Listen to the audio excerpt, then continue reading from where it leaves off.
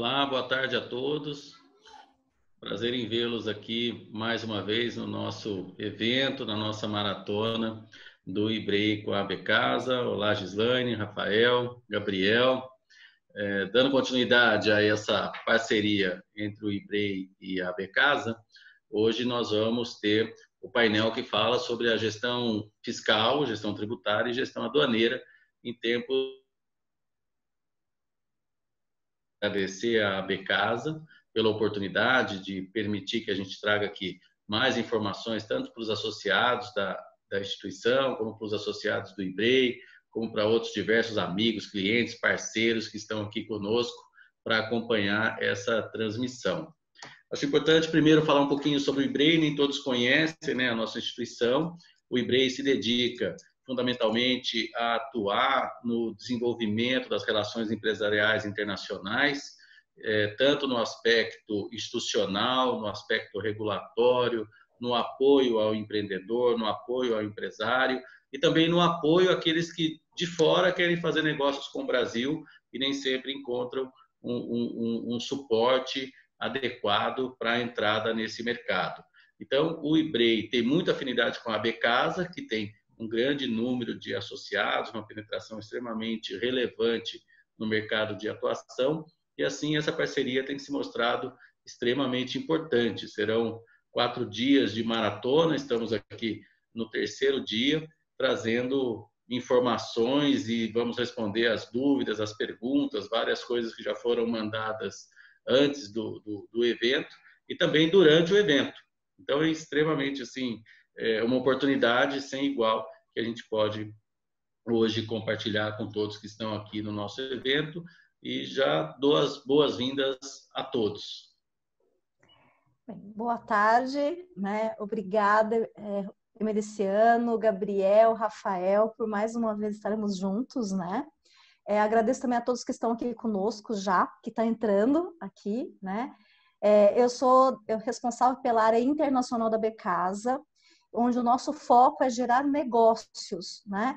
Sempre em prol do mercado e também do próprio associado. A Abecasa é a Associação Brasileira Oficial de Artigos para Casa e Decoração, e a gente tem uma atuação forte com parcerias como o IBREI, que para a gente é uma parceria muito promissora, e outros mais que temos, tanto no mercado nacional quanto no mercado internacional também. A gente vem prospectando esses mercados cada vez mais e já todo esse apoio para os nossos associados e também para o próprio mercado. Por isso até o nosso evento, toda a nossa maratona, ela está sendo transmitida não somente para os associados da Abecasa ou associados do IBREI, sim para todo o mercado. Então nós temos aí participantes de várias outras entidades e diretamente até varejistas que estão conosco aí. Então eu desejo boas-vindas a todos, agradeço novamente, passo agora para o Rafael, porém eu já deixo agora, introduzindo junto com você, Emericiano, que o pessoal pode fazer pergunta e interagir conosco aqui no chat, e também toda a apresentação que nós vamos estar hoje fazendo com eles vai ser depois compartilhado com todos, e também todo esse evento hoje sendo gravado, vai também estar sendo disponibilizado em todos os canais de comunicação da Abecasa, como a Abecasa TV no YouTube, no próprio Instagram e outras mídias que nós temos, tá? Então fiquem à vontade, agradeço novamente e um bom evento para todos nós. Obrigada. Muito obrigado, Gislaine. Dando sequência aqui então, e lembrando que o tema hoje de gestão tributária, gestão aduaneira e ambiente regulatório vai começar primeiro pelo Rafael. Então, já para não nos alongarmos mais com tanta introdução, passo a palavra ao Rafael para que ele possa nos dar um panorama do que está acontecendo hoje no ambiente político, regulatório, legislativo, que impacta na questão empresarial de uma maneira geral. Bem-vindo, Rafael. Obrigado, Robertson. Realmente é um prazer estar aqui com vocês. Obrigado, Gabriel, Gislaine, Abecasa, IBREI pela oportunidade. Realmente a gente está vivendo um momento, uma loucura, né, no ambiente político. Mas acho que inicialmente a gente precisa colocar para todos um momento antes e pós coronavírus, né? Um momento antes a gente estava buscando uma estabilidade econômica. A gente tinha números bons, números positivos, uma perspectiva de crescimento econômico bacana, os números do PIB não eram, óbvio, os melhores, mas era algo que sinalizava já uma melhora, uma retomada da nossa economia. E eu não posso deixar de falar que a popularidade do presidente também era muito alta em comparação ao que é hoje, né? Momento pós-crise, a gente teve muita mudança. E eu não posso deixar de falar que a nossa economia ela praticamente entrou num colapso. Seja com isolamento social, com fechamento de comércios, abertura em momentos esporádicos de forma gradual, em determinados horários, ou abertura de forma livre e deliberada. Enfim, a gente vive um momento muito delicado hoje, não só na economia, mas um momento político. E a popularidade do presidente, será que mudou? Sim, mudou. E eu posso dizer a vocês que, curiosamente, para as classes média e alta, ele teve uma redução de apoio. E, curiosamente, também, nas classes mais baixas, ele teve um aumento de apoio.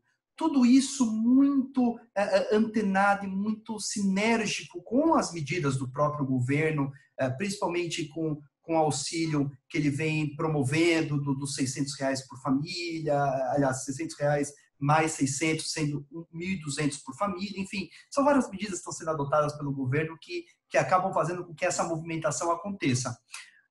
Mas mais do que isso, é importante a gente falar momento político entre Bolsonaro, Congresso, Judiciário e Internacional. E se a gente puxar principalmente para o lado internacional, a gente sabe que a relação, por exemplo, Brasil-China, ela está de uma certa forma estremecida, muito originada em relação à guerra das redes sociais, onde membros do clã Bolsonaro emitindo notas, twitters, atacando diretamente a pandemia que se originou no país chinês e de outro lado, a gente tem um contra-ataque, seja da embaixada da China, seja do próprio governo chinês, atacando de uma certa forma também essas colocações muito mal feitas pelo governo. Então, há sim uma certa instabilidade em cenário internacional, por mais que se tenha um flerte, né, lá no horizonte, mas sim, tem uma certa instabilidade. E Congresso e Judiciário, aqui eu não posso deixar de falar de maneira nenhuma, porque a gente tem de um lado um Congresso com o Senado e Câmara dos Deputados atuando de uma forma, às vezes sinérgica, às vezes não. O próprio Alcolumbre, que é o presidente do Senado, já tem as suas rusgas, já tem tido um certo desafeto com o próprio Rodrigo Maia, que é o presidente da Câmara dos Deputados, e muito originado por quê? Porque as medidas que são implementadas pelo governo, as que se originam dentro da Câmara, para quem não sabe, quando ela começa numa casa, ela obrigatoriamente tem que ir para outra. E aí, na hora que é aprovado na Câmara e que chega no Senado, já chega com prazo praticamente estourando. Então, isso tem gerado uma certa rusga. E óbvio, a gente tem um cenário, a gente tem uma dicotomia muito grande entre executivo, que é atualmente o governo, e legislativo, que é o Congresso, Senado e Câmara dos Deputados. Além disso, tem um ingrediente para apimentar ainda mais essa questão, que é a questão do judiciário, que todas essas discussões acabam sendo levadas para o judiciário, para o Supremo Tribunal Federal, e que infelizmente acabam legislando sobre coisas que não deveriam legislar, ou seja, se submete ao judiciário determinadas temáticas e eles acabam decidindo como deve se operar aquela matéria ou não, o que, ao meu ver, é equivocado, porque quem cabe legislar no nosso país é o Congresso, é Senado e Câmara dos Deputados. Não cabe ao STF esse tipo de atitude. Então, vale lembrar que essa instabilidade política, essa polarização direita-esquerda, o que é bom, o que é ruim, realmente ela existe bastante aqui. E a gente precisa ter um olhar mais crítico com relação a isso. Só para vocês terem uma ideia, tá, do momento, até do medo, do pavor que o Bolsonaro vive com relação ao próprio judiciário, ao STF, que até agora ele não conseguiu alterar nenhum ministro. Ele deve fazer agora o próximo, que é o Celso de Mello, que é o decano do STF, ele deve fazer essa movimentação de peça. Mas fato é que, para vocês terem uma ideia, o governo pediu para que toda medida provisória que entrasse no Congresso, para que ela não tivesse o prazo de aprovação, que é um prazo de 60 dias prorrogado por mais 60. O próprio STF rejeitou, falou, não, amigão, aqui não. Ela vai cumprir o regimento que pertine à medida provisória e ponto final. Nós não vamos, no momento pandêmico, alterar esse tipo de tramitação da medida provisória. Então, já foi uma derrota muito dura para o governo nesse sentido. mas coisas boas também acontecem, né? A gente não pode deixar de falar disso. A gente falou do contrato verde-amarelo, que em que pese ele tenha sido revogado pelo governo, porque o próprio Davi Alcolumbre falou que não iria colocar isso em votação e que o governo precisava reeditar essa medida, e aí o Bolsonaro optou por revogar, mas por outro lado a gente tem medidas boas, e é isso que eu quero falar com vocês, medidas em âmbito federal, que foram muito boas, como por exemplo, que já foi aqui objeto de discussão de outra palestrante, a flexibilização de leis trabalhistas. Lá, a doutora Vidirana já teve a oportunidade de conversar com vocês a respeito disso, onde os funcionários da empresa eles poderiam, por exemplo, ter o contrato de trabalho deles suspenso por um determinado período, a jornada de trabalho poderia ser reduzida, concomitantemente se reduz o salário desse funcionário. Enfim, são medidas que o governo vem tentando adotar para tentar o quê? Garantir que o empresariado se mantenha firme, se mantenha forte e possa ter condições de brigar, de lutar e de ser principalmente sustentável. Eu acho que essa é uma palavrinha que a gente tem que ficar muito claro na nossa cabeça, né? Eu não posso também deixar de falar, por exemplo, prorrogação de pagamentos de tributos, o qual certamente serão medidas que serão postas aqui pelos nossos brilhantes advogados, Gabriel Pastore e o Roberto Emericiano, que vão poder falar muito bem com vocês a respeito disso. Mas o fato é que para a empresa que está no Simples Nacional, por exemplo, ela tem uma prorrogação de tributos. Isso vai ser muito bem abordado mais lá à frente com os nossos especialistas. E um outro exemplo, o IOF, com a alíquota zerada também. São medidas que são adotadas ou seja, o governo tenta, de alguma forma, colocar medidas, mas do outro lado a gente tem essa instabilidade, a gente tem essa rusa, essa briga dentro do Congresso, que muitas vezes embola esse meio de campo e a gente não consegue colocar para frente as medidas que seriam pró-Brasil, né? Não posso deixar de mencionar que uma delas, que é muito forte, que está vindo aqui na sequência, é a questão, por exemplo, de apoio a pequenas e médias empresas, com linha de crédito emergencial, com juros de 3,75 ao ano, que acompanha a taxa Selic, que nunca na história foi tão baixa como é agora, né? Mas, Rafael, todo mundo perguntou, mas, Rafael, e Estado e município, o que eles têm feito? Muito curioso, pasmem vocês, estados e municípios, no período de coronavírus, nós já temos novas leis que totalizam 4.728 novas normas. E se você me perguntar, Rafael, mas e aí, o que elas falam? Elas falam sobre, basicamente, isolamento social, elas falam de abertura de mercado, de compra de EPIs, de máscaras e demais mercadorias. Porque o que acontece? O governo estadual e municipal ele ainda é muito desorganizado e ele carece de estrutura. Então, muitas vezes, ele precisa de um aporte financeiro vindo do governo federal.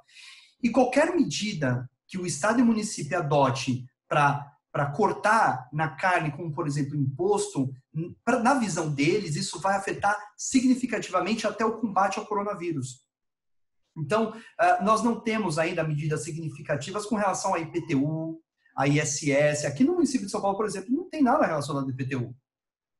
Por que não uma prorrogação do imposto? Mas não se tem. Então, quer dizer, a gente tem 4.728 novas leis estaduais e municipais, mas que nenhuma fazem menção a, por exemplo, impostos como IPTU, né? Então, essa é uma curiosidade e que eu não posso também deixar de falar, que são os campeões, Rio Grande do Sul, Santa Catarina e São Paulo, são os que mais produzem legislação durante esse período. Mas, basicamente, é isso, pessoal, que eu tinha para conversar com vocês. É um momento delicado, é um momento difícil, é um momento conturbado, de dicotomia mesmo, de polarização, e infelizmente nós vamos ter que passar por isso. As cicatrizes vão existir, elas serão profundas, para alguns menos, serão mais rasas, mas não tem jeito, vamos ter cicatrizes e o mais importante é estarmos firmes e fortes para superar esse cenário. E agora eu já passo a bola aí pro Emericiano, que vai poder conduzir e marcar um golaço aí nos assuntos tributários, tá bom? Obrigado, pessoal. Valeu por tudo. Obrigado mais uma vez pela oportunidade. Um abraço.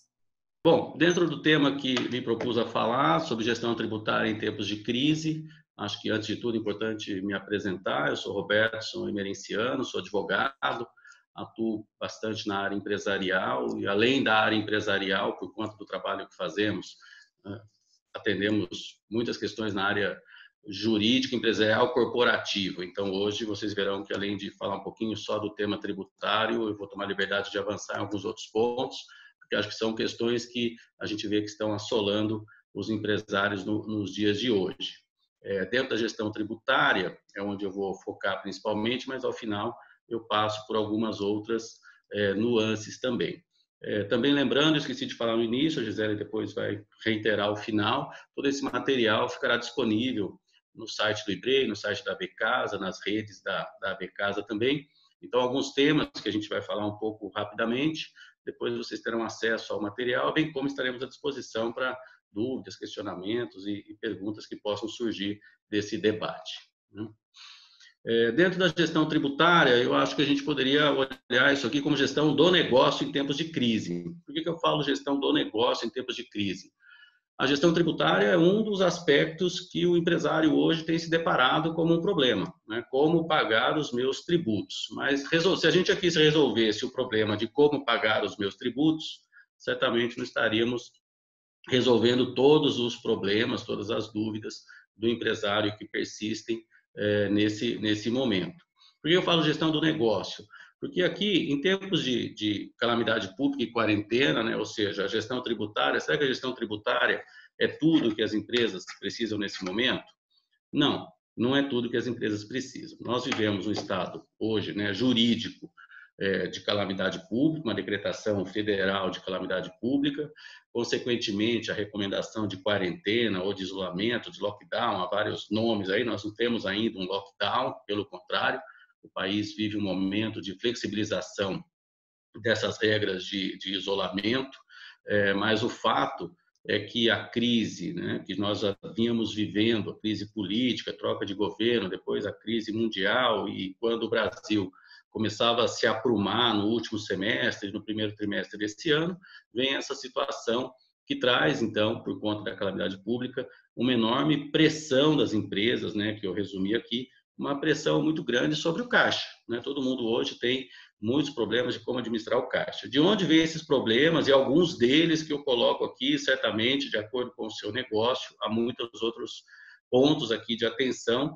porque nós temos nesse webinar desde grandes indústrias até microempresários, né? Não microempresários, microempresas, porque os empresários não são micro, eu acho que até não gosto de chamar microempresário, a pessoa é empresário de um negócio pequeno, né? Então nós temos aqui empresários de negócios grandes, pequenos e médios, mas são todos empresários. E cada um deles tem o seu ponto de problema.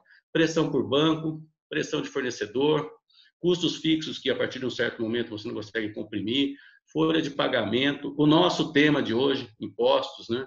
Concorrência leal ou desleal, pressão do Poder Judiciário, como o Rafael acabou de colocar, né? Medida provisória, você toma decisão com base na MP, depois ela não é renovada ou ela é revogada.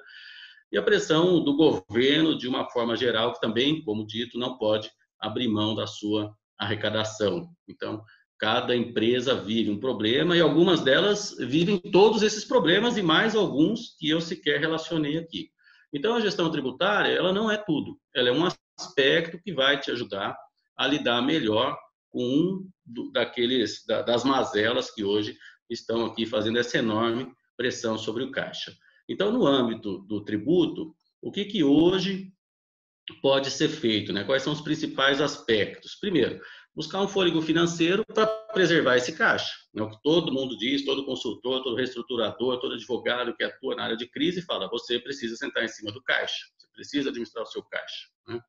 Como esse fôlego financeiro hoje pode ser buscado, né? Há algumas alterações legislativas que trouxeram um diferimento, ou seja, uma alteração da data de recolhimento dos principais tributos.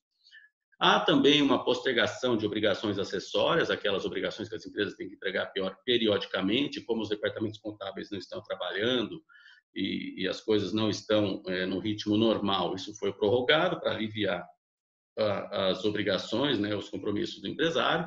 Há algumas outras medidas que podem te ajudar a aliviar essa pressão sobre o caixa, que eu vou falar, e uma também medida governamental, a injeção de recursos no sistema, né, no sistema financeiro, no sistema econômico, pelos mecanismos oficiais, como a gente vê em BNDES, bancos estatais, tentando injetar recursos no sistema. Eu não vou falar desse último item agora, hoje, nesse evento, porque não estamos dedicados aqui de crédito como obter recursos, mas vou falar dos 4 itens iniciais da nossa apresentação. Então, eu fiz um resumo aqui, até um pouco diferente do outro webinar, que era mais detalhado exclusivamente nas medidas tributárias. Eu fiz um resumo, há muita informação sobre isso disponível em todo internet, acesso na ABCasa, etc. Nós também fizemos um e-book específico sobre as medidas tributárias, então depois é possível baixar esse e-book. Lá tem toda a fundamentação legal de cada um desses itens que eu estou falando, então acho que aqui não valia a pena a gente citar lei, regulamento, portaria, data, porque ficaria muito técnico, mas para que os empresários possam ter uma visão ampla de tudo que hoje está disponível em nível governamental, para que você possa buscar um pouco de fôlego para o seu caixa. Então, para as empresas do Simples Nacional e para todas essas situações aqui abaixo, houve um diferimento no recolhimento de tributos. O que é diferimento? Alteração da data de pagamento. Para cada situação, alguns foram diferidos para agosto, setembro, outubro, outros para outubro, novembro, outros para setembro, outubro, novembro, que eu já falei. Então, para cada um deles há uma data específica e aí tem que buscar a norma para você ter um calendário certinho das obrigações. Mas o fato é que boa parte das obrigações foram transferidas, jogadas para o segundo semestre. Então, para as empresas do Simples Nacional, nós temos diferimento do recolhimento do tributo federal, do ICMS, do ISS. Há também diferimento para as MEI, né, para os MEI, os microempreendedores individuais. Há diferimento da data recolhimento do PIS e COFINS para quem não é do Simples.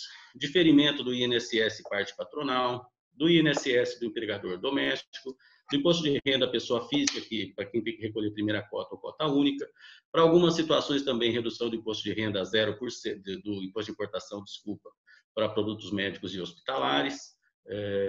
E a gente tem um item, então, aqui voltando, né, diferimentos principais que a gente tem até esse momento, que podem ajudar você a salvar o caixa nesse primeiro semestre. O que vai acontecer no segundo semestre é uma incógnita. O fato é que o empresário deve adotar essas medidas aqui e jogar lá para frente, e lá na frente vamos saber como estará a economia no segundo semestre. Mas isso ajuda, sem dúvida, a aliviar o seu caixa. Um outro item extremamente importante, e talvez nem todos tenham informação, né, que acabou de ser regulamentada, a transação tributária. O que é a transação tributária? Uma hipótese em que o empresário pode negociar entre aspas, né, com o governo, com a procuradoria, uma redução no seu débito tributário. Então, existem 4 tipos de transação tributária. Esse quadro parece um pouquinho complicado, mas ele, como estará dentro do material, depois você pode buscar essa fundamentação ou fazer uma pergunta posterior a nós. Mas há 4 tipos de transação. Uma transação que se chama por adesão, ela é para contribuintes que têm até 15 milhões de débitos inscritos, para pessoa jurídica inapta, débitos inscritos há mais de 15 anos, e você pode obter desconto de até 50% no valor da dívida, parcelando em 84 meses. Esse desconto tem muito detalhe, e, mais uma vez, hoje não é objetivo entrar no detalhe, mas não se pode reduzir não se pode reduzir o tributo principal, há vários escalonamentos, mas vale a pena depois, se você tiver interesse nisso, se dedicar, porque pode ser uma ótima oportunidade também de reduzir o endividamento fiscal. A transação pode ser também, né, transação ou negociação, né, por proposta da Procuradoria. Ela também vai apresentar uma proposta, um edital, né, para que as empresas se enquadrem nesse tipo de transação. Também aqui há 2 tipos, né, para empresas acima de 15 milhões de reais de dívida. Outra vantagem, pode utilizar precatório para fazer pagamento, e há uma outra hipótese de transação de proposta do contribuinte, ou seja, se eventualmente nas propostas da Procuradoria não está o seu negócio, o contribuinte pode, sem dúvida devidamente assessorado, né, entrar num processo de, entre aspas, negociação com a Procuradoria para tentar regularizar o seu débito. Então, neste caso, o contribuinte vai fazer uma proposta, como a gente faz no setor privado. Né? Você chega e vai dizer, olha, eu tenho uma dívida aqui de 1 milhão, 2 milhões, eu proponho pagar metade, vou parcelar, vamos excluir multa, ou seja, uma hipótese de negociação balizada pela lei, mas é algo absolutamente novo, porque é a primeira vez que no Brasil se permite uma negociação de dívida tributária. Né? Talvez nem todos saibam, mas o tributo é algo irrenunciável. O fisco não pode renunciar a tributo, exceto naquelas anistias, nos parcelamentos, no refis, como a gente conhece. Então, isso é algo absolutamente novo. E uma quarta hipótese é a transação extraordinária, que é praticamente um parcelamento, né, ampliando para 81 meses, ou no caso de pessoa física, negócios pequenos, né, dependendo do tamanho do negócio, podendo parcelar em até 142 meses. Então, aqui é uma medida extremamente importante, acabou de ser regulamentada agora, na semana passada, por essas portarias que eu trago aqui, e a empresa deve buscar mais informação sobre isso, porque, sem dúvida, é uma ótima medida para aliviar o caixa. Dentro agora, passando para as obrigações acessórias, que não aliviam o seu caixa, mas também dão um fôlego aí, libera um pouco a cabeça para pensar em outros problemas, é a data da entrega das obrigações acessórias. Então, foram alteradas também para momento futuro. Deixa eu voltar aqui. O SPED de contribuição, a declaração de DCTF, a DEFIS, essa outra declaração da DANS. Também houve uma prorrogação de validade da CND. Então, a empresa que fornece ao governo está preocupada que a CND está vencendo. Isso foi prorrogado por 90 dias, talvez nem todos tenham essa informação também. Também foi alterada a data de entrega do imposto de renda da pessoa física, todos nós afetados por isso. Data de declaração final de espólio, a declaração renda de pessoa física da primeira cota ou cota única. Também houve alteração de datas de realização de assembleias de sócios, de acionistas em cooperativas, SAs e sociedades anônimas. Um conjunto de medidas, como o Rafael bem colocou há pouco, que o governo tem tentado fazer para aliviar essa dinâmica das empresas. O governo fica lá brigando lá com a crise política, mas tem saído muitas leis tentando aliviar um pouco esse momento pela qual passam as empresas. Então, no âmbito de gestão tributária, e falando de gestão fiscal mesmo, gestão tributária, eu trouxe aqui uma consolidação de principais medidas vigentes e depois, em seguida, o Gabriel vai falar da gestão na parte aduaneira, que também é uma série de oportunidades que as empresas podem aproveitar. Mas, como eu disse no início, isso é tudo? Não, isso não é tudo. Há outras medidas, outras alternativas que a empresa pode adotar para fazer, dentro da gestão do negócio na crise, algumas outras medidas. Então, as empresas estão hoje passando por um momento de não enxergar o que tem à frente, de não saber exatamente quais todas as medidas que ela pode adotar. É o processo que a gente já precisa entrar num processo que a gente chama de planejamento, de turnaround, de reestruturação do seu negócio. Como é que se reestrutura um negócio? Muitas pessoas não sabem por onde começar, o que é possível, né? Como se deve fazer.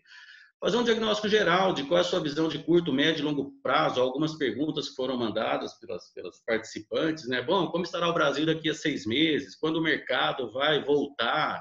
Como ficará a questão da China? Né? Se é hora de eu entrar no e-commerce ou se não é hora de eu entrar no e-commerce? Essas respostas não podem ser dadas, infelizmente, aqui, assim, de bate-pronto, porque você precisa ter um diagnóstico do seu negócio. Como está ele hoje? Como vai estar daqui 3, daqui 2 anos, né? O quanto o seu negócio está sendo afetado pela crise, para que você possa, então, montar uma estratégia, realmente, né, um plano de ação, e não além daquilo que eu acabei de falar na gestão dos tributos. Um outro ponto importante, eu apresentei na meu primeiro slide, que a empresa é assolada por governo, por banco, por fornecedor, por processo trabalhista, tributário, ambiental, consumerista, vem problema de todo lado, né? Como a gente fala, você não sabe de onde vem o tiro, você só vai tomando, mas não está sabendo de onde ele veio. Quando você tem uma visão geral, você consegue fazer uma administração estratégica desse passivo, de maneira que você vai, então, tomar medidas preventivas ou medidas reativas para esses problemas que hoje enfrentam e atacam o caixa da companhia. Outras oportunidades que as empresas deixam de fazer, buscar ativo financeiro, ativo fiscal, seja através de medidas de compensação de impostos, levantamento de créditos. Muitas empresas têm créditos tributários e deixam de buscar esses créditos ou não apuram corretamente, né? E as leis mudam com frequência e sabemos que o Departamento Contábil Interno nem sempre tem disponibilidade para ver todas as leis novas, deixam passar crédito dentro da empresa.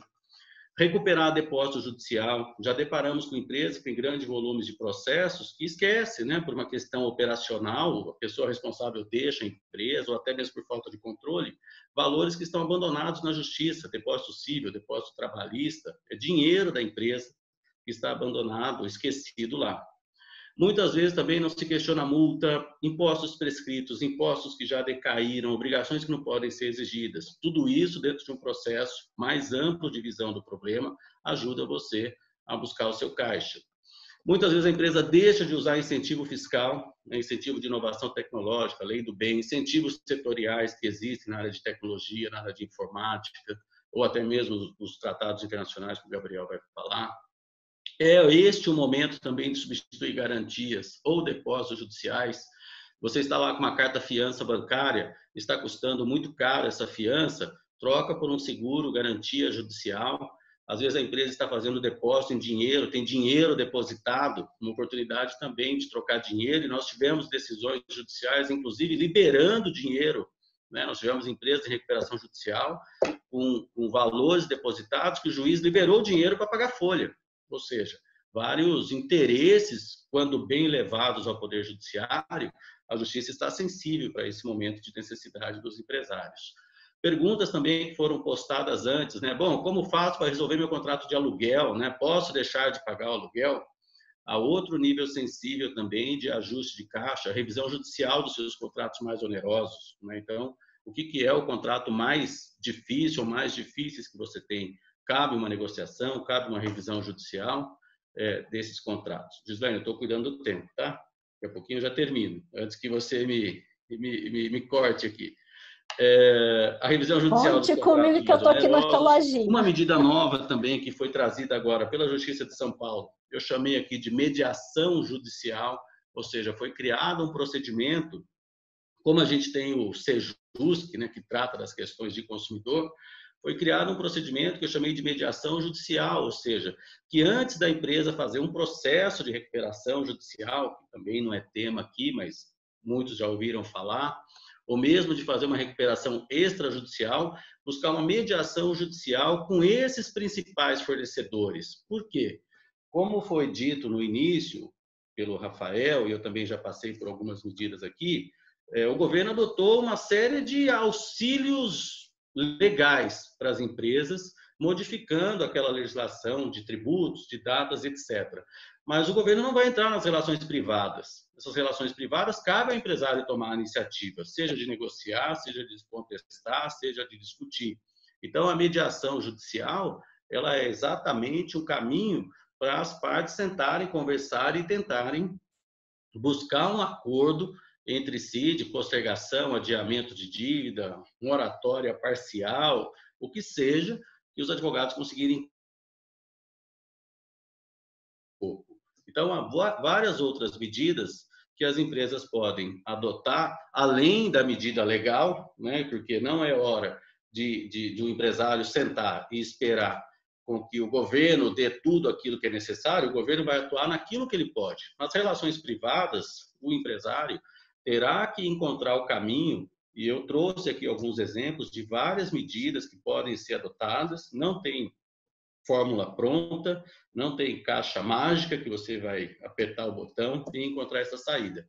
É extremamente importante uma combinação desses elementos, nem todos se aplicam ao negócio pequeno, nem todos se aplicam ao negócio médio, muitos se aplicam ao negócio pequeno, ao negócio médio, outros de empresas de maior porte, mas o fato é que dentro de um processo mais amplo de gestão do caixa e de gestão da crise, meu objetivo aqui é trazer esse panorama, né, de que só mudar a gestão fiscal, por isso que eu coloquei que não é gestão tributária em tempos de crise, é gestão do negócio em tempos de crise, a necessidade de se buscar uma solução maior, porque os empresários estão realmente perdidos, desorientados, muitas vezes sem saber por onde começar, e eu nem falei aqui da questão trabalhista, que já foi objeto de outra rodada da nossa maratona, onde se falou da gestão trabalhista em especial. Então, com isso, eu termino a minha apresentação, espero ter trazido uma visão ampla de medidas que podem ser adotadas, além daquelas na parte fiscal, dentro de um processo de gestão de crise. Estaremos aqui abertos às perguntas, né? Além daquelas que eu passei aqui rapidamente, há outras postadas, e também aquelas que forem colocadas no chat, e também o debate com os demais palestrantes aqui.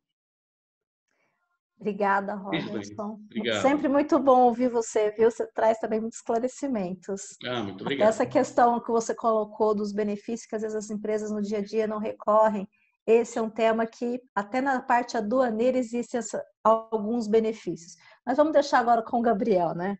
A parte dele. Bem-vindo, Gabriel. Obrigado. Obrigado, um prazer aí participar de mais um evento aí com a Bicasa, representando a eBay. Pessoal, o momento ele é bem complexo mesmo, né? E cheio também de incertezas, né? Eu estava hoje fazendo aqui uma reflexão sobre histórico do comércio internacional, especialmente aqui no Brasil, do comércio exterior, né? E eu me remeti um pouco, fiz uma regressãozinha, me lembrei aí do ano de 1978, um ano fantástico, o ano que eu nasci, ano que o Guarani foi campeão brasileiro, né? O único time do interior campeão brasileiro. Mas nesse ano, a China, um dado estatístico, né? A China ela tinha o share de participação no comércio internacional igual ao do Brasil, né? E aí eu me lembrei também da época que eu estava no colegial, agora denominado ensino médio. Nessa época se falava muito de globalização, né? O tema da moda era a globalização. E essa globalização ela tem tudo a ver aí com o comércio exterior, né? A gente percebe aí o quanto que o comércio exterior ele evoluiu e o quanto ele é estratégico para diversos setores, né, da economia e, portanto, para as pessoas, né? Então, o que eu vejo, né, nesse movimento? Tentando até falar um pouco de conjecturas, né, de futuro. Essa globalização ela fez, de uma certa forma, com que até alguns setores industriais acabassem se concentrando a manufatura de determinados insumos em um país, em outro país. Então, só dando exemplos, né? Materiais, produtos de tecnologia, componentes eletrônicos na China, na Ásia, né? Em outros países da Ásia, insumos para medicamentos em países como a Índia, né? Então, o que acontece? Esse movimento da globalização, que foi algo super discutido no passado, que influenciou o comércio exterior, hoje ele acaba sendo uma ameaça num ambiente pandêmico, né? Por quê?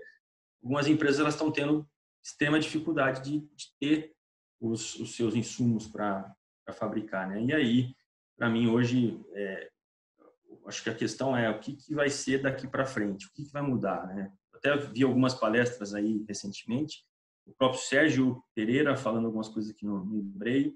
Existe talvez aí um cenário de alteração até dessa distribuição geopolítica das empresas, né? Talvez aí mudar um pouco a cadeia de suprimentos para pelo menos em produtos essenciais, para tentar mitigar riscos em relação a eventos parecidos com o que a gente vive agora.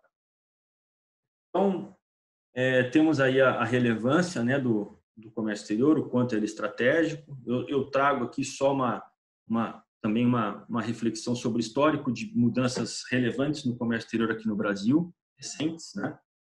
Então, tem a implementação aqui da certificação do OEA, que é uma certificação que confere agilidade para a operação das empresas, agilidade no ponto de vista dos processos aduaneiros, né? Isso representa aí um ganho interessante de redução de tempo de inventário, de mercadorias, uma confiabilidade maior na operação, a implementação da DUI, né, que é o Documento Unificado de Exportação, que unificou o documento de exportação com a nota fiscal, simplificou a quantidade de campos preenchidos pelos exportadores enormemente, e a implementação da DUIMP, que é a DUI, só que para o governo. E eu repito isso em todas as reuniões que eu falo, isso aqui é um mantra. Tenham muita atenção com o DUIMP, tenham muita atenção com os requerimentos que serão exigidos pela DUIMP, principalmente catálogo de produtos, né? Para quem não sabe, catálogo de produto, o que vai ser? O seu cadastro de produtos que hoje está no seu sistema, descrição, MCM, atributos administrativos, isso tudo, fornecedor, fabricante, né? Se existe antidumping, se não existe, o NVE, né? Tudo isso vai migrar para o Siscomex. Vai ficar dentro do Siscomex, que é o sistema oficial do governo de registro das operações de comércio exterior. Então, isso aqui, no final das contas, vai ser bom, vai agilizar as coisas, vai eliminar concorrências desleais, né? Isso vai ser bom, mas vai dar trabalho e vai gerar exposição para quem não se preparar. Então, isso é algo que eu gosto sempre de ressaltar, para que as empresas se preparem para esse movimento. Aqui, só passando de uma forma bem rápida, falando um pouco das ações em comércio exterior no período de crise, são bem pontuais e muito voltadas para o combate à Covid. Tá? Então, existem autorizações que foram concedidas para que os importadores retirem a mercadoria independentemente do procedimento de conferência aduaneira. Existiu também a autorização para a utilização de documentos digitais, que era um pleito antigo, né, das empresas que operam em comércio exterior. Existe também a redução do imposto de importação para materiais de combate à Covid. O Robertson até comentou sobre isso. Eu quero só frisar nesse tópico aqui, pessoal. Alguns clientes andaram me questionando, depois de ter feito a importação, o que aconteceu? Uma empresa do setor moveleiro que quis comprar máscaras para distribuir para a comunidade ou para os seus funcionários.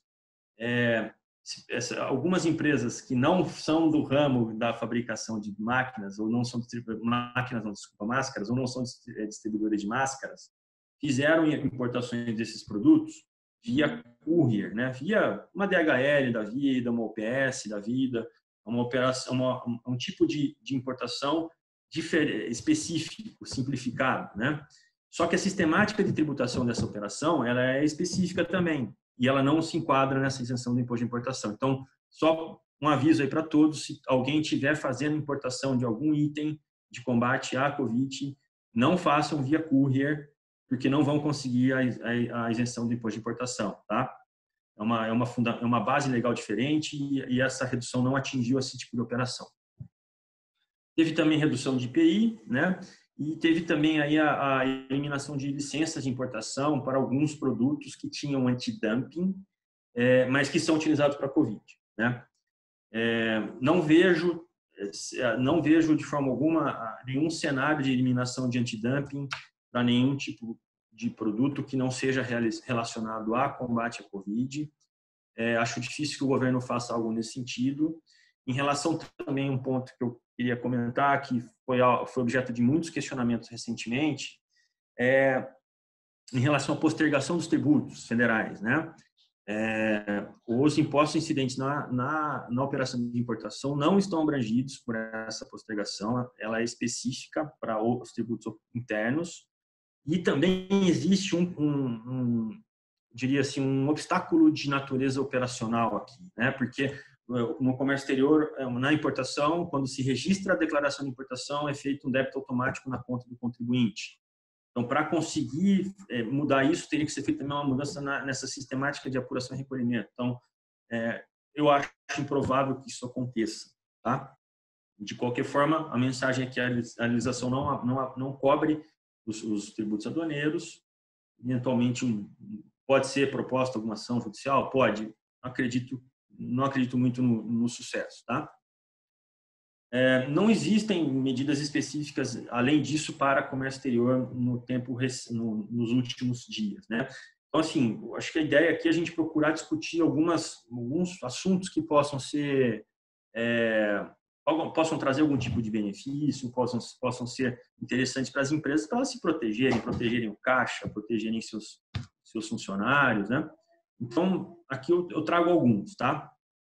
Então, o primeiro deles é o drawback. O drawback é um regime aduaneiro especial, então ele permite que o importador de insumos não pague tributos aduaneiros sobre esses insumos que ele utiliza na manufatura de produtos que ele exporta.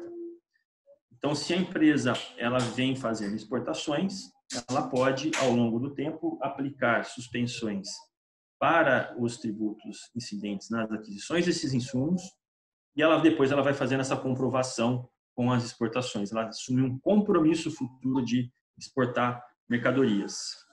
Existe também o drawback isenção, que ele é baseado numa exportação já feita no passado pela empresa, com pagamento integral dos insumos incidentes, dos tributos incidentes sobre os insumos que ele utilizou para fabricar aqueles produtos. Se a empresa também tem essa situação, ela pode pedir para repor esse estoque de insumos utilizados na fabricação do produto exportado, sem pagamento dos tributos aduaneiros federais. Tá? O ICMS não entra no drawback e isenção. Então, assim, para quem é exportador ou para quem pretende exportar, isso aqui é algo importante e isso aqui mexe com custo efetivo, não só com tributo. Tem também aqui os ex-tarifários. Os ex-tarifários são reduções de imposto de importação para bens de capital, máquinas e equipamentos, ou bens de informática ou de telecomunicação sem similares nacionais. Então, se você está importando alguma máquina, difícil nesse momento, mas pode ser que em algum tempo alguém tenha importações de equipamentos, né? Mas se tiver e não tiver similar, é possível pleitear a redução do imposto de importação, tá? É um pleito feito lá no Ministério da Economia. Tem os acordos de preferência tarifária, né? O acordo de preferência tarifária, um bom exemplo é o acordo do Mercosul, né? Ou acordos que o Mercosul, então, portanto, o Brasil tem com outros países como Chile, Peru, Colômbia, México, Israel. O Brasil não tem uma tradição muito grande em acordos dessa natureza, ele é mais restrito a esses países que eu estou comentando. Tem o acordo com a Europa, mas ainda não está com a União Europeia, mas ainda não está produzindo efeitos, né, na práticos. E nesses acordos, como que funciona? Você é importador, se você importa de algum país que tem acordo com o Brasil, esse seu parceiro ele pode te fornecer um certificado de origem, né, onde ele vai atestar que aquela mercadoria ela tem lá ou ela tem um percentual mínimo de conteúdo regional, né, de insumos regionais, ou tem um salto tarifário, ou seja, os insumos têm lá uma classificação fiscal, o produto final tem outra. Então, isso pode também conferir origem.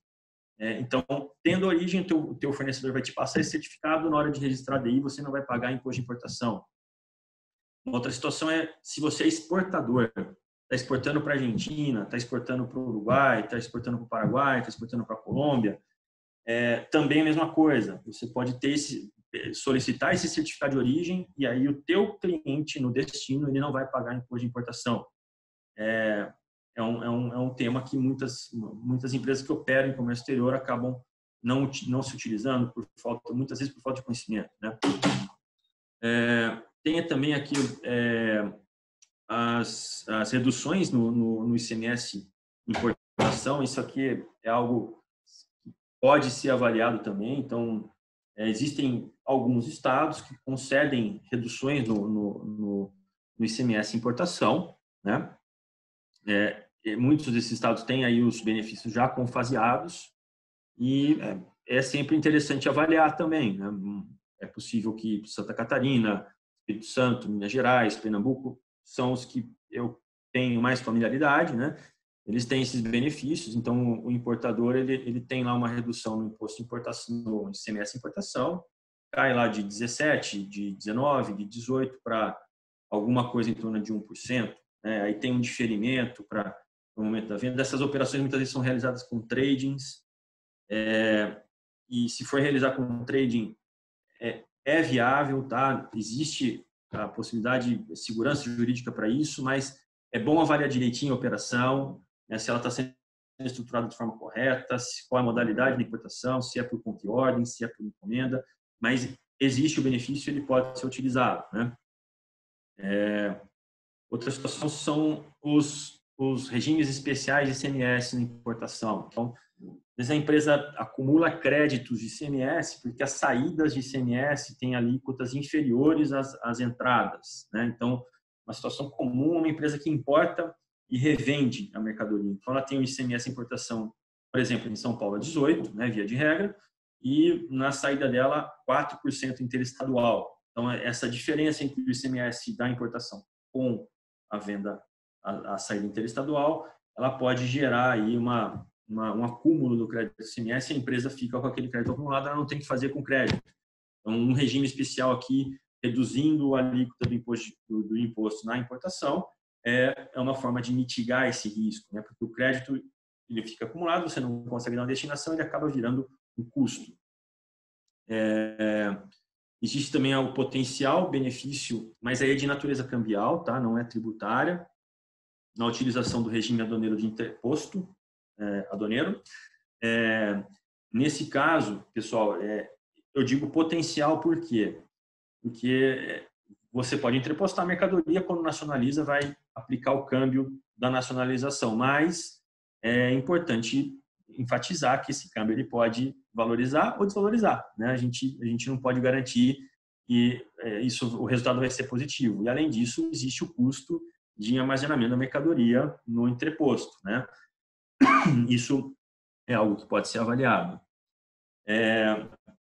IPI também na revenda de importados, esse aqui é um assunto judicial, né?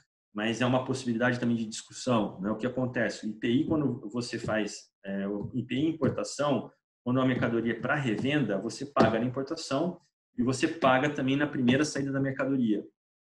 Então, existem aí discussões judiciais contra a incidência desse IPI na revenda. Existe até um panorama de jurisprudência favorável, vamos dizer assim, porque isso, de uma forma, ele acaba colocando o importador e revendedor numa situação desvantajosa se comparada com o fabricante nacional, tá? E aqui, o que eu recomendo, né? Se esse assunto, primeiro de tudo, tem que ser proposta uma ação judicial para garantir o direito da empresa, mas um ponto que eu quero chamar a atenção é que tenham cuidado se eventualmente tradings procurarem vocês dizendo que elas têm o trânsito em julgado desse tipo de ação. Porque o que acontece? Faz com a trading, o fundamento legal da incidência desse IPI, ele muda um pouquinho, né? Ele está enquadrado lá numa outra linha do artigo do regulamento do IPI. As tradings têm o trânsito julgado para a operação referente à revenda delas, mas não para de vocês. Então, tenham muito cuidado, avaliem direitinho se isso vai realmente se aplicar a vocês, tá? Mas, de qualquer forma, para quem faz uma operação própria de importação e revenda, esse benefício aqui é aplicável, tá? Desde que você entre com a ação judicial. E também a da taxa do Siscomex, né? A taxa do Siscomex é uma taxinha ela está hoje em R$214, se a DI tem uma adição só, mas ela é por DI e por adição, ela pode variar bastante, né, o valor dela, varia pela quantidade de adições também. Essa taxa ela foi majorada, ela foi aumentada em 2011, e essa majoração ela foi por uma portaria, não seguiu legalidade, não cumpriu com outros requisitos também relacionados à vinculação da destinação da receita arrecadada pelo governo com as taxas, né? Então, essa discussão judicial ela veio desde 2011 para cá, subindo nos tribunais, e na semana passada nós tivemos o julgamento da repercussão geral pelo Supremo Tribunal Federal, né? Então, esse tema aqui é um tema também que vale a pena as empresas se atentarem. Logicamente, ele vai ser mais relevante para operações que são maiores, né? Porque a taxa, como eu disse, é pela quantidade de DIs registradas pela empresa e também pela quantidade que cada DI tem de adições. Mas, de qualquer forma, fica aqui a dica, né, do tema. Acho que é um tema pela segurança que existe no cenário jurisprudencial, é um tema que é importante ser validado.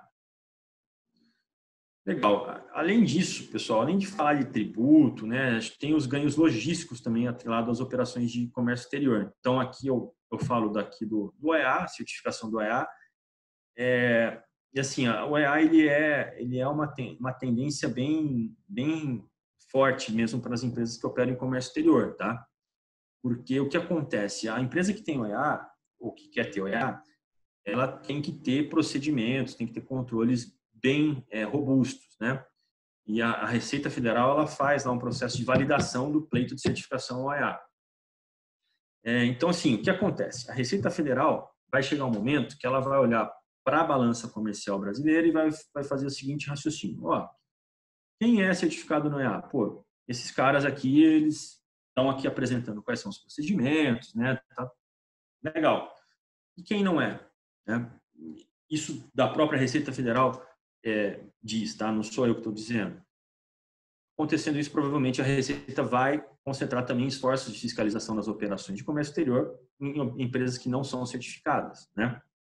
Então, assim, além dos benefícios que o programa hoje ele concede, né, em relação à redução de tempo de desembaraço, a previsibilidade e confiabilidade nos prazos, nos tempos de desembaraço, de chegada da mercadoria à planta, à empresa ou ao seu cliente, também está na agenda da Receita Federal implementar aqui eu chamo de diferimento do pagamento dos impostos aduaneiros, né?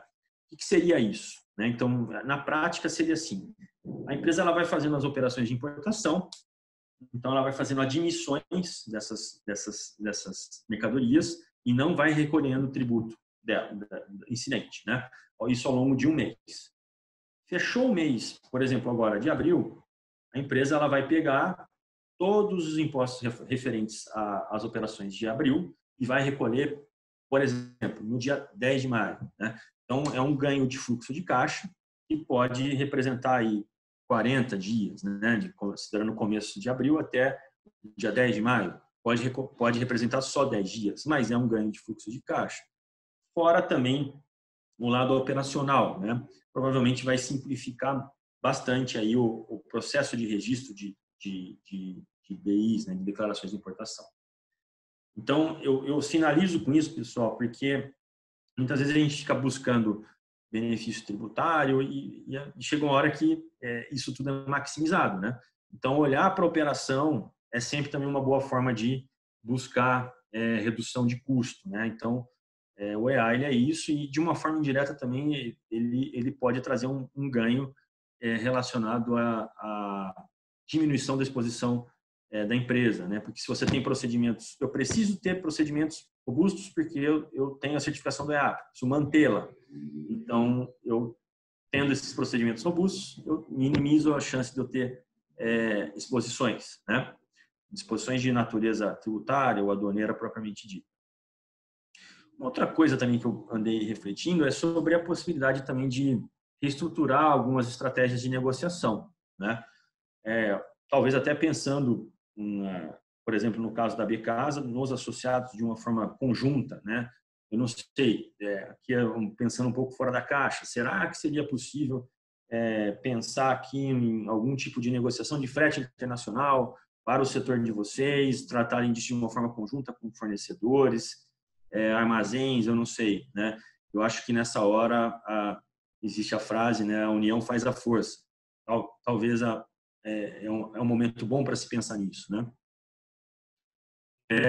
Muito bem. Então, além disso, aí tem as oportunidades relacionadas à automação. E aqui, quando eu falo de automação, pessoal, eu estou falando automação no sentido de ganho de eficiência, ou seja, agilidade e confiabilidade, mas não só redução de custo, tá? Também para defender o negócio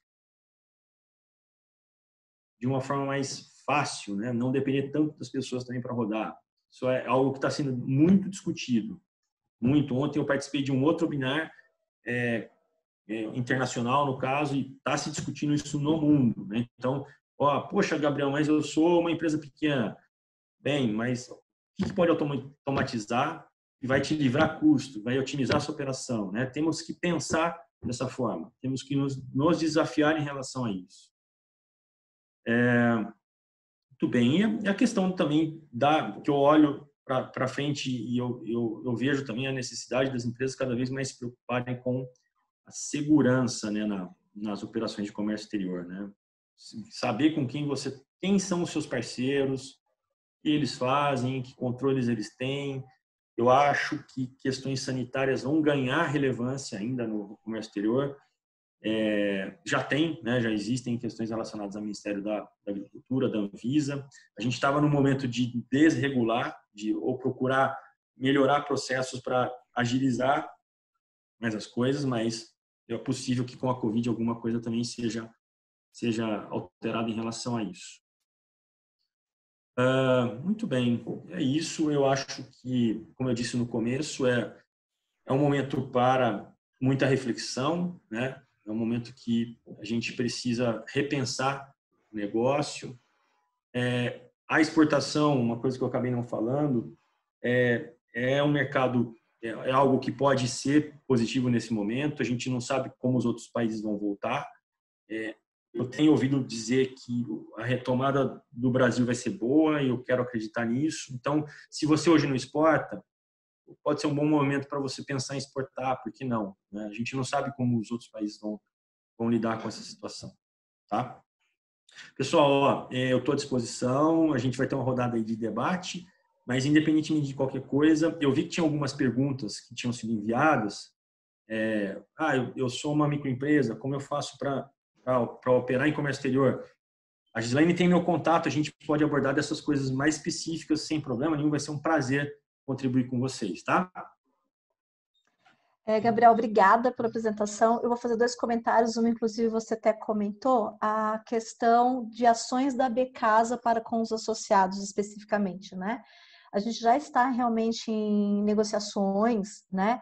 Eu não posso te falar que vai ser uma negociação para todos os associados via associação, até porque isso sai fora do estatuto. Porém, a gente está buscando alternativas de benefícios e subsídios com entrepostos, com empresas tipo um EAD, né? Ou até operadores de logística para contribuir com eles. Não somente neste momento, Excelente. que estamos em crise, mas também o pós, né? Que eu acho que a gente tem uma oportunidade lá na frente de trabalhar. Então, isso já está sendo construído. Eu praticamente já estou para receber 2 propostas com realmente 2 empresas grandes, conceituadas, que atendem em todo o território nacional, para poder estar ajudando eles.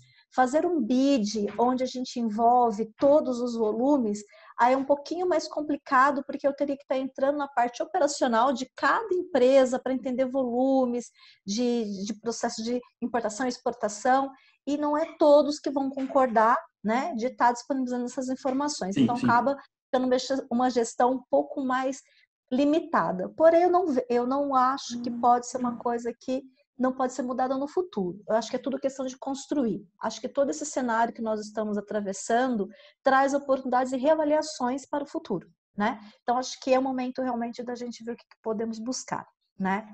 Até em linha do que você comentou, uma outra ação que eu tenho falado muito, né, com pessoas que estão associados, que vêm me buscando, é a questão de alternativas de você fazer desembaraços fracionados, até a tua carga e não desembaraçar tudo de uma vez se você tem um volume expressivo, e sim fazer de acordo com a sua necessidade. Pode ser uma alternativa que vem em linha do que você apresentou, né? E outras alternativas que a gente tem dentro do comércio exterior. Acho que fica aí essa abertura para todos que estão nos ouvindo, né? A gente vai estar disponibilizando todo o material, onde vai ter os contatos de todos nós, né? Onde as pessoas também vão poder estar recorrendo. Tem um volume expressivo até de perguntas que foram feitas antes, então aqui eu não sei o time, a gente até estourou um pouquinho do que estava previsto para poder estar respondendo todas elas, mas algumas já foi até respondidas durante o que a gente estava conversando, né? Inclusive a questão da exportação, que eu acredito realmente que é um momento para aqueles que exportam expandir e para aqueles que ainda não exportam pensar em exportar. Inclusive até importadores, né, que traz um produto acabado, que é um distribuidor no mercado nacional, ele tem a possibilidade, principalmente falando em América do Sul, de exportar. Essa é uma bela de uma oportunidade. Então, realmente, eu vejo que existem possibilidades e oportunidades para o futuro. Então, assim, aquela questão de entrar no desespero e você se fechar. Não, é a parte de reavaliar e buscar alternativas. E eu concordo com você. qualquer decisão que tem que ser feita, a gente tem que pensar muito bem se vou fazer diretamente, se eu vou buscar uma comercial importadora exportadora ou até mesmo uma trading. Então tem que ser muito bem avaliado, com muita cautela e com muita atenção. São temas muito importantes. Existem muitas formalidades, né, nessas operações com terceiros. Né? Você citou a comercial exportadora, também é possível também ter uma comercial exportadora e não pagar na venda para ela, mas tem um prazo, tem alguns requisitos, tem uma entrega direta. Então, assim, é importante sempre procurar validar essas etapas, essas formalidades, porque um probleminha numa etapa da operação pode fazer cair por terra todo o benefício que a empresa tem e ainda voltar com multa de juros, né? Então, exatamente. Isso aí. É bem isso. Bem, acho que eu respondi o que você estava me perguntando. Se tiver alguém que também queira saber algo a mais, estou aqui à disposição, né? Eu acho que agora é um bate-bola para entender. Eu sei que o Robertson está ali, que ele quer complementar com algumas coisas, então, por favor, fique à vontade. Eu acho que, sem dúvida, foi muito boa a apresentação do Gabriel. A gente pode ver que há diferentes momentos das empresas. A gente pode ver pelas perguntas que tem aquelas que não exportam nada, não sabem nem por onde começar. Então, de fato, precisa de uma assessoria desse início. Há aqueles que já fazem operações e, por outro lado, não conhecem todos os incentivos que poderiam ter. Então, nem sempre estão também usufruindo de vantagens, até, como a gente disse ao longo aqui da nossa apresentação, por falta de conhecimento, às vezes até acesso, né? Às vezes não tem acesso a esses canais mais especializados e acabam caindo nessas assessorias fake news aí que a gente vê os clientes quando chegam, né? Os clientes chegam já meio...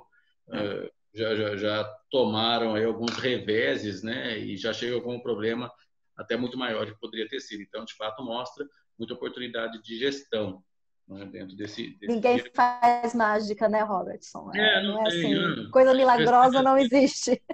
Infelizmente. Só nos primeiros 5 minutos de conversa, você já fala, isso não existe, né?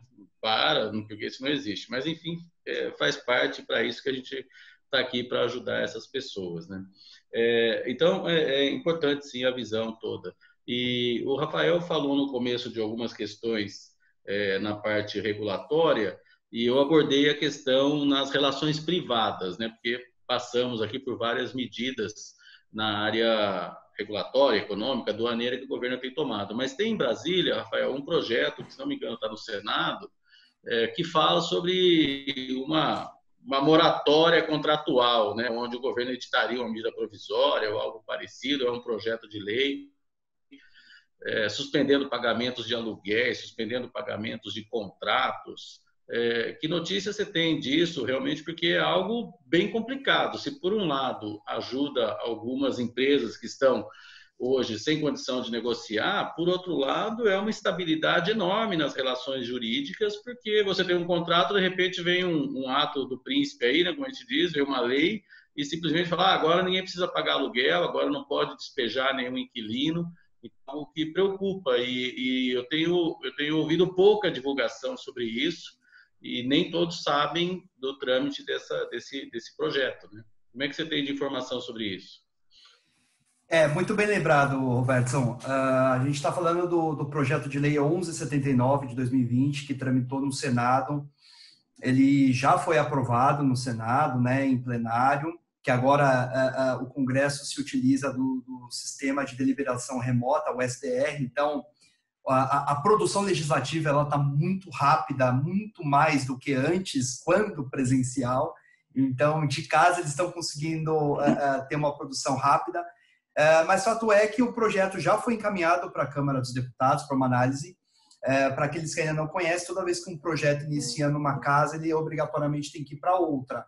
Ele não pode sofrer mudanças substanciais significativas, mas eventualmente ele pode ter alguma alteração de texto. E realmente é um projeto muito curioso, porque ele trata muito das relações privadas. E aí vem aquela grande pergunta, até onde o público pode interferir especificamente na relação privada, né? Acho que é uma pergunta muito delicada e o Congresso ele lida disso como se fosse fácil. e não é. A gente tem vários implicadores e a própria Constituição, ela traz um embasamento, um regramento para esse tipo de ingerência. E, eventualmente, a gente tem uma legislação que diz que o síndico pode efetivamente adotar medidas dentro de um condomínio, que aí já também eu acho que extrapola um pouco a esfera dos poderes do próprio síndico, dizer que você pode ficar com o pagamento do aluguel suspenso.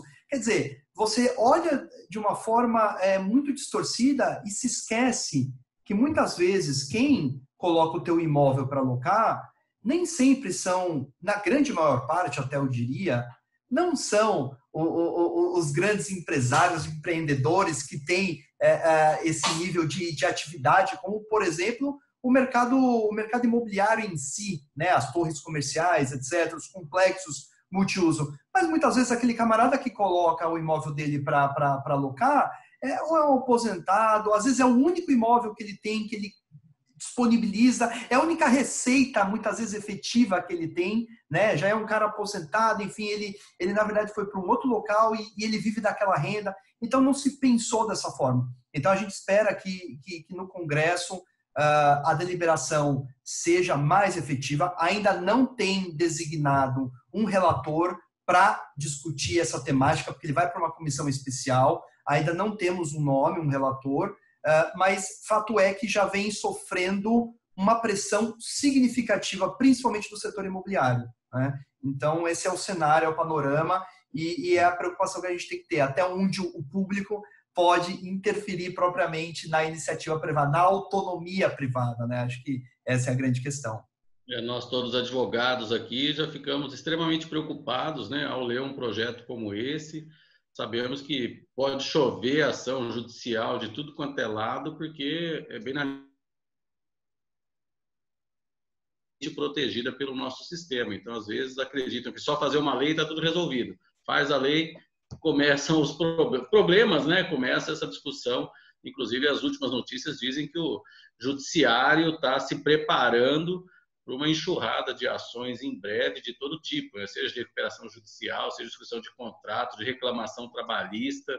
Então, o brasileiro é muito belicoso, né? Tudo vai parar na justiça, e esse é um tema de muita preocupação, né? Muito trabalho para vocês, advogados, hein? Olha o futuro. Momentos difíceis, né? Acho que o Gabriel também abordou uma questão de mudanças que a Receita Federal tem pensado aí em datas de recolhimento de tributos, né? Tentando equacionar o fluxo de caixa. Mas na linha do regulatório, aí, falando sobre projetos, há algumas coisas de extrema preocupação no lado jurídico tributário, e só para citar 3 exemplos aqui que acho que a população, os empresários, os contribuintes de uma maneira geral devem acompanhar, devem se informar, fazer a pressão junto às suas entidades, junto ao legislador, junto à Câmara, ao Senado, que são medidas que podem sair. Uma delas, né, eu falei de 3, assim, que eu me recordo rapidamente, a tributação sobre dividendos.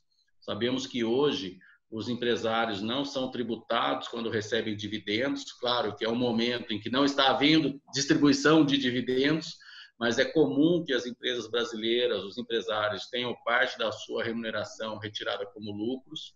Então, o Brasil hoje é um dos poucos países que ainda não tributam os dividendos na pessoa física. Tem um projeto de lei, toda hora o governo fala sobre isso, sobre tributar dividendos. Isso, de fato, se for implementado, mata muitos negócios, porque cria assim, um custo fiscal enorme. Isso está em nível ainda de tramitação. Também foi feito recentemente um projeto de lei que está andando, talvez esse nem emplaque tanto, que é a tributação sobre grandes fortunas. Então, as pessoas falam, eu sou empresário pequeno, não tenho essa preocupação com grande fortuna, mas, de uma maneira geral, onera o sistema tributário como um todo, né? Então, também todos têm que ficar atentos sobre isso. E, por fim, um que afeta as empresas de maneira geral, que é o empréstimo compulsório sobre as empresas para suportar os custos da pandemia. Esse projeto, acho que o Rafael também aí que acompanha bastante a parte regulatória, a gente também acompanha, mas sabemos que isso está indo a passos largos, né? Alguém teve uma brilhante ideia de fazer um empréstimo compulsório sobre as empresas para custear aí o déficit causado pela pandemia. Então, sim, se você acha que está ruim, né, tem coisas andando que ainda podem piorar, infelizmente, esse cenário. A gente falou aqui de várias medidas boas de diferimento, postergação, redução de base, sistemas aí para as empresas ficarem mais eficientes, mas, por outro lado, tem coisas andando aí que podem afetar o seu caixa, ou afetar o seu negócio, ou afetar você na pessoa física. Então, num evento como esse, é importante a gente disseminar essas informações, porque nem todos certamente acompanham o processo legislativo como a gente acompanha, né? Para quem quiser, só fazendo um anexo, quem quiser acompanhar, é o projeto de lei complementar, é o 32, o 34 e o 39, respectivamente, que falam dessas temáticas. Então, realmente, o sinal é vermelho, porque a última coisa que a gente quer é, no estado de crise, a gente ainda ter que emprestar sobre dividendos ou empréstimo compulsório dos empresários. Aí, realmente, é uma situação calamitosa mesmo, né? Olha, Rafael, eu vou até te falar assim, né? Eu também estou assistindo, né, com o pessoal que está aqui conosco. Eu acho que como você já é uma enciclopédia, vai lendo todos aí, passa para a gente todas essas leis, de repente como um relatório que a gente vai compartilhar com todos junto com o material que a gente vai mandar da apresentação deles. Acho que vai ser muito bem vista. Inclusive, assim, aproveitando, se vocês me permitem, eu sei que a gente acabou até um pouquinho a mais assim do tema do time previsto, mas acho que tem 3 perguntas daquelas que nós respondemos, que a gente recebeu, né, para responder, que eu gostaria de compartilhar com vocês, que acho que é interessante todos ouvirem, que está muito linkado com o que foi falado hoje, tá? E as outras que ficaram ainda sem respostas, a minha sugestão é que depois vocês possam responder, né, e a gente caminha diretamente para esse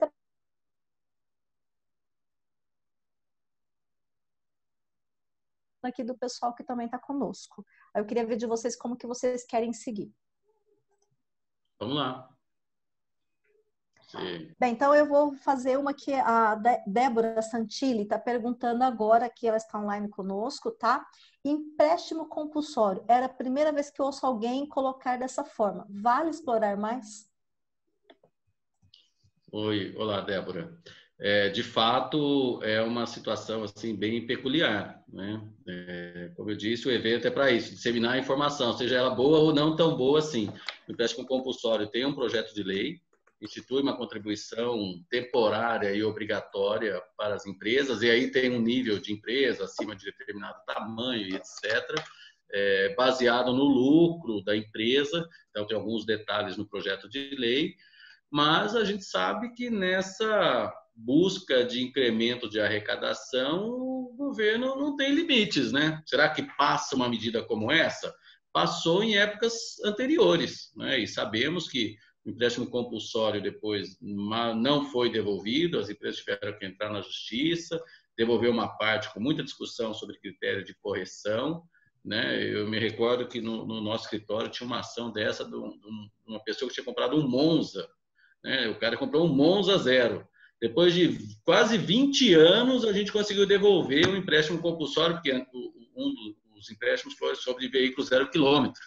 O cara nem lembrava mais do processo, a gente ligou para ele e falou que estava lá o dinheiro do Monza, né? Do empréstimo que ele pagou sobre o Monza.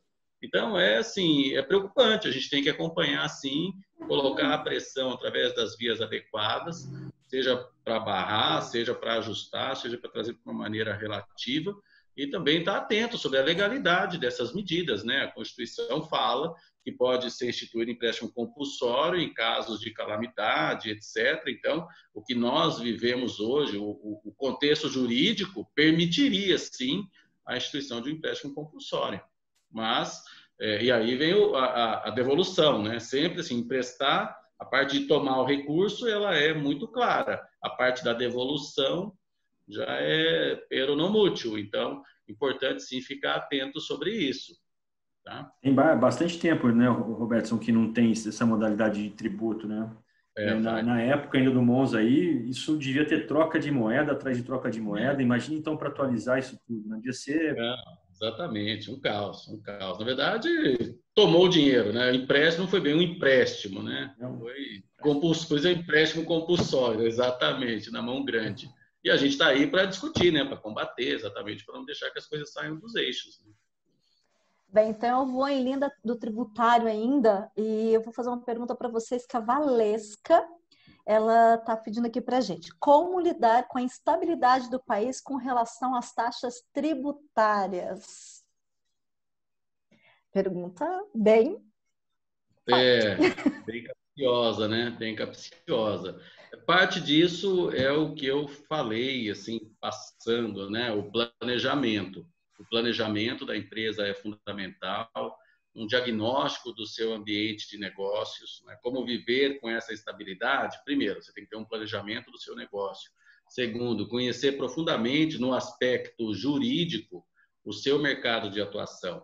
Sabemos que a maior parte dos empresários, cada um tem uma aptidão. Um é bom vendedor, o outro é bom técnico, o outro é bom administrador, o outro é bom na área financeira. E hoje você tem que ser bom em muitas coisas. E uma delas, se você não gosta, não tem aptidão, não quer acompanhar, é estar bem assessorado na parte fiscal. Porque dentro do seu segmento, você acompanhar essas mudanças, né? Você acompanhar os projetos de lei, conhecer as oportunidades do seu setor, né? Ter um monitoramento do seu passivo tributário. É como as empresas hoje administram a questão fiscal. Eu já tive reunião com um empresário que a gente sentou e começou a falar do negócio, ele sabia da tese no STF, ele sabia do processo no CARF, ele sabia da execução, ele sabia tudo do perfil judicial dele. E aí você perguntava, quanto você vende por mês? Qual a margem do seu produto? Qual o seu lucro? Eu não sabia nada do negócio dele, de tão focado que ele estava na gestão do passivo tributário, o que é um erro, né? O empresário deveria estar cuidando do business e deixar o resto para os especialistas. Mas a forma de lidar com a estabilidade é planejar, conhecer, aproveitar as oportunidades, combater os ofensores, como a gente chama, né? Que são todos esses aí que, vez ou outra, autua a empresa indevidamente, né? Cobra tributo prescrito, parte do que eu passei na minha apresentação, mas sem dúvida, sem conhecer o seu ambiente de negócios, hoje não dá para o empresário se limitar a ser bom vendedor, se limitar a ser um bom técnico, mas tem que ser um bom gestor, o que inclui a gestão tributária e trabalhista. Eu acho que 3 maiores problemas: tributário, trabalhista e ambiental. São os 3 problemas hoje que afetam significativamente a gestão de uma empresa. Obrigada, Robertson. Perfeita a sua resposta. Eu vou fazer mais 2, até para dar uma mesclada, para não ficar só no tributário, né? E assim a gente, até também o pessoal, as perguntas que estão sendo feitas. Eu vou compilar 2 em uma, que acho que vem muito para você, Gabriel. É o Kaique e a Thelma. O Kaique, ele tem uma empresa MI e ele gostaria de saber se seria realmente interessante ele exportar, o que ele precisaria fazer para exportar. E a Thelma, ela fala que já trabalhou com exportação, porém ela queria entender se é o momento de voltar a exportar. Eu acho que vem muito lindo o que você já apresentou, mas acho que deve ter ficado alguma dúvida, né, com eles para essas perguntas. O que fazer para exportar, né? Primeiro passo, tem que ter lá uma habilitação para operar em comércio exterior aqui no Brasil, tem que ter uma habilitação prévia. A gente chama de radar, né? Habilitação Siscomex. É um procedimento que tem que ser feito perante a Receita Federal, um requerimento. A empresa tem que ter regularidade fiscal, tem lá alguns requisitos que a empresa precisa cumprir. E o radar também ele tem autorizações por volume, valores de operação, né? Então, numa primeira modalidade, se não me engano, são $50 mil a cada 6 meses. Depois, isso vai aumentando, muito de acordo com o porte e a capacidade financeira da empresa. Atributos que têm que ser apresentados para a Receita Federal para ela aumentar essa capacidade, tá? Isso não só a uma MEI, em relação a uma MEI, mas a qualquer tipo de empresa. Pode ser uma mega multinacional que está vindo para o Brasil, até um empreendedor individual que está iniciando sua atividade empresarial, tá? Além disso, né, estou me remetendo aqui ao aspecto legal, existem aí também outras questões que têm que ser avaliadas, né? Tem que ter lá um despachante aduaneiro, a empresa tem que ter mercado lá fora, e aí essa questão no mercado se não me engano, existe dentro do próprio IBREI aí algumas iniciativas de apoio na internacionalização das empresas, tá? A gente pode procurar aí a pessoa responsável e colocar em contato contigo, tá, Kaique? Até isso é muito importante. Até pelos programas de qualificação para exportação, né? A empresa, acho que para ela que nunca exportou, é importante se qualificar, né? Para saber buscar a melhor forma, né, de se apresentar no mercado externo, até a questão da sua marca, de produto, como os mercados vão estar recebendo, inclusive a escolha do despachante. A gente sabe que são todas ações que tem que olhar com muita atenção, até porque o despachante ele é seu representante legal, né? Então, ele que vai estar respondendo perante a Receita Federal. Então, são pontos de atenção mesmo. Agora, outra questão também que é importante para quem vai exportar é também olhar um pouquinho para a questão regulatória do produto no destino, no país que vai ser importador, né? Porque aí o Rafael tá ali, já está sinalizando, fica à vontade para comentar, tá, Rafael? Mas muitas vezes pode, aqui no Brasil, né, tem o Inmetro, tem a Anvisa, para brinquedos tem regulações aqui no Brasil, para medicamentos, então isso também acontece lá fora, né? Então é algo que o empresário que pretende fazer operações com o exterior, ele precisa estar atento. Existem também questões relacionadas às condições comerciais, né, os incoterms, delimitação de responsabilidade. Então, por exemplo, sendo aqui bem prático, aí eu vou fazer uma exportação, quem é o responsável por contratar o seguro? Sou eu, exportador, ou é o meu cliente, o importador, no caso, né? Existem códigos que você define quem é a responsabilidade pela carga, né, durante o trânsito aduaneiro, o trânsito internacional. Então, se eu vou arcar, se a responsabilidade vai ser toda do importador, eu tenho que colocar lá na documentação de comércio exterior o código do Ex-Works, né, que é o Incoterm EXW.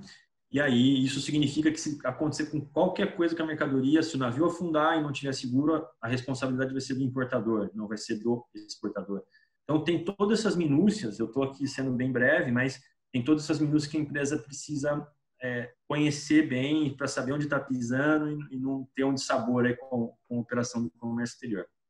A outra pergunta qual que era, Gislaine? Desculpa. Obrigada. As duas foram juntas, tá? Porque a Thelma, ela pergunta, ela já exportou e ela quer saber se é o momento de pensar em voltar a exportar. E acho que a gente até comentou que realmente é totalmente viável, né? Você se preparar, ver todos os pontos principais e começar a exportar, acho que é realmente a melhor alternativa.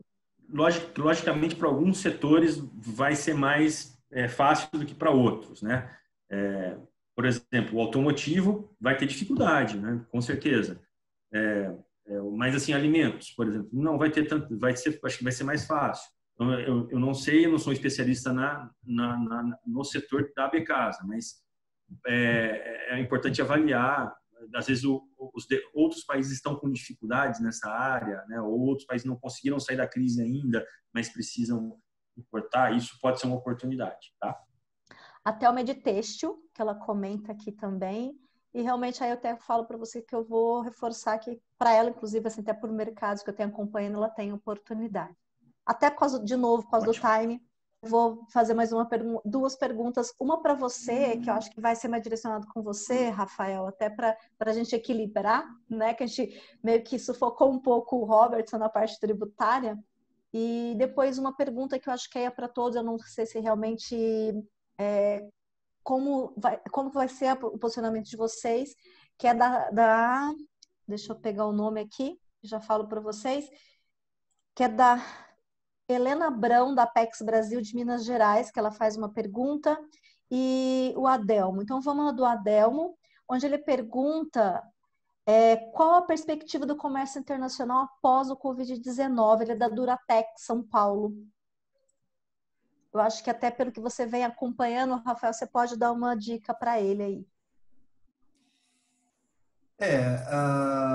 Bom, o comércio internacional, como que a gente vai se afigurar daqui para frente, né? A gente ainda tem uma instabilidade política muito grande. Alguns acordos, algumas medidas que estavam na mesa sendo discutidas, trabalhadas, antes de toda essa crise, eles deram uma estagnada, eles estão meio que em stand-by, porque enquanto os países não conseguirem controlar ou ter uma eficácia maior de cura em relação ao próprio vírus, eu acho muito difícil que se movimente, que se tenha algum encaminhamento maior sobre essa temática, né? Hoje, recentemente, a gente ouviu muito falar, trazendo um pouco desse panorama de coronavírus, a gente ouviu muito falar que o anticoagulante ele poderia auxiliar demais na cura do Covid, justamente em conjunto com a cloroquina, e que foi um estudo feito em relação a algumas autópsias realizadas na Itália, onde eles fizeram mais de 50 autópsias, eles conseguiram identificar que o anticoagulante poderia contribuir muito para isso. Então, quer dizer, o mundo inteiro se debruça sobre a busca de uma vacina, de uma cura, e é uma coisa interessante porque, tudo bem, eu sou jovem, obviamente, mas vamos olhar 50 anos para trás, 60 anos para trás, a gente nunca viu o mundo imbuído para um único objetivo, que é a busca de uma cura. E eu brinco que é a corrida do bilhão de dólares, né? Tá todo mundo tentando encontrar o bilhão de dólares, porque quem encontrar realmente uma solução para isso vai navegar muito bem nesses mares. Então, após crise, o mercado internacional, a gente acredita que ele seja um ambiente, eu vou falar agora em nome do Brasil, a gente acredita que ele seja um ambiente melhor. Por quê? A Ásia, União Europeia, já tem se movimentado de alguma forma. A gente sabe que a China já tem retomado a sua economia, a gente já sabe que alguns países no Oriente Médio já estão em encaminhamento. Israel, por exemplo, já tem uma abertura gradual um pouco do comércio do país. E a gente vê a União Europeia também sinalizando um pouco esse cenário. Então, o mundo vai caminhar muito mais rápido para lá do que para cá. Então, quando nós estivermos nessa evolução, quando nós tivermos a possibilidade de ir para o trabalho, efetivamente, de abrir as portas para o mercado, lá fora ele já vai estar bem avançado. Então, isso, de uma certa forma, ele conta a nosso favor. Pelo menos é assim que eu enxergo, né, como que a gente vai ficar num pós-crise. Eu não sei se alguém queria complementar, mas eu acho que, em poucas palavras, seria basicamente essa tônica. Alguém mais aí? Gabriel, Robertson? Eu acho que é essa certeza de que vai passar e uma incerteza do quando, né? Essa é a pergunta que nos faz assim ser precavidos ao máximo, acreditando que haverá uma melhora, né? Nem tudo isso será para sempre, mas tomar uma precaução é o mais importante, uma precaução que a gente está falando no ambiente dos negócios, né? Bem, então, gente, assim, eu agradeço. Então, só para a gente finalizar, até porque ela fez duas perguntas, a Helena Abrão, da Apex Brasil Minas Gerais, ela gostaria de saber de vocês se existem algumas ferramentas de pesquisas, estudos de mercado, além das que são fornecidas pelo governo, até pela própria Apex Brasil. Como IBREI, eu sei que IBREI tem algumas movimentações, talvez seja uma possibilidade para ela ter uma ferramenta diferencial como a em Minas Gerais pela Apex Brasil, não sei. Eu tive contato com o pessoal da China, eles me mostraram um material, eu posso buscar aqui no meu histórico, ver se eu consigo encontrar. Eles tinham bastante, uma ferramenta com bastante informação interessante para operações de comércio exterior. E eu tenho impressão, eu não tenho certeza, eu posso confirmar que a Thomson Reuters tem alguma ferramenta disso, tá? E relacionada a operações de comércio internacional em geral. Tá. Também há muitas bases, Gislaine, no site da Organização Mundial do Comércio. Há muitos estudos, há muitos dados internacionais, informações de trading, né, global. Também é uma boa fonte de pesquisa de informações, pesquisas setoriais. Essas duas que eu mencionei são pagas.